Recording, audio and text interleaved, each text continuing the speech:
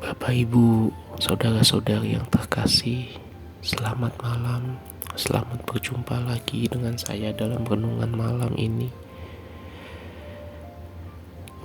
Bagi kita yang sudah Kristen sejak kecil, kita tentu sering mendengar seruan atau himbauan atau khotbah untuk memberkati gereja atau persekutuan tempat kita berada. Berkati, berikan persembahan kepada gereja atau persekutuan. Ya, itu tidak salah Bapak Ibu, karena kita juga wajib memberkati tempat di mana kita tertanam dan bertumbuh. Tetapi ingat, dalam renungan saya sebelumnya, kita itu mengembalikan, bukan memberi. Artinya semua yang ada pada kita itu harus kita gunakan sesuai dengan kehendak Tuhan kita, kehendak Sang Pemberi berkat itu. Oleh karena itu, belum tentu kita harus memberkati gereja yang di mana kita beribadah saat ini. Tentu kita harus memperhatikan kebutuhan gereja kita. Ya, kalau gereja kita rusak, atapnya bocor, ya masa kita juga, dan kita ada lebih dari sisi finansial, masa kita tidak membantu? Betul kan? Tetapi kalau kemudian kita tahu gereja kita ini sebenarnya sudah cukup baik, tetapi misalnya pendetanya berambisi, kita harus tingkatkan gedung kita ini menjadi 10 lantai. Tuhan berfirman kepada saya, Tuhan akan menjadikan kita 10 lantai. Apakah itu yang Tuhan inginkan? Kita tanya Tuhan, betul gak Tuhan? Atau jangan-jangan sebetulnya yang gak cocok juga, kayaknya Tuhan gak suruh seperti itu deh. Dalam hal ini dibutuhkan kepekaan. Bukan berarti kita tidak peduli dengan gereja kita, tetapi ingat, apa yang kita miliki itu milik Tuhan.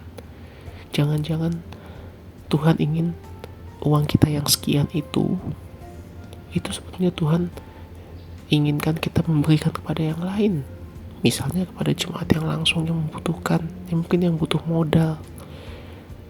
Kita bisa kasih soft loan uang itu sehingga jemaat itu bisa mengelolanya, tentu dalam bimbingan Tuhan ya, dan dia bisa akhirnya bisa pulih ekonominya. Kalau kita kasih ke gereja bangun 10 lantai misalnya, tetapi gereja tidak memperhatikan orang seperti itu, orang yang butuh modal untuk boleh keluar dari kemiskinan, untuk apa? Tentu dalam segala hal kita harus minta pimpinan Tuhan. Kita bisa Tuhan suruh berkati gerejamu dengan sampai setengah dari penghasilanmu, bisa, tentu saja sangat bisa. Dan kalau Tuhan suruh itu, lakukan. Tetapi kalau Tuhan juga suruh, bukan di situ bagianmu. Kamu lihat tuh, ada orang-orang yang butuh modal, mereka yang usahanya kecil-kecilan, hidup dari hari ke hari, mepet keuangannya. Kamu kasih modal, dia bisa dipercaya kok. Dia cuma butuh modal dan dia gak bisa pinjam kemana-mana. Ke bank gak bisa, ke rentenir lebih kasihan lagi, kasih soft loan, kasih 5 juta, 10 juta. Kamu bilang sama orang itu, balikan nanti setahun kalau usahamu sudah sukses. Itu akan menjadi berkat yang lebih luar biasa. Tetapi tentu dalam tuntunan Tuhan. Atau orang tua kita membutuhkan, kasih orang tua kita.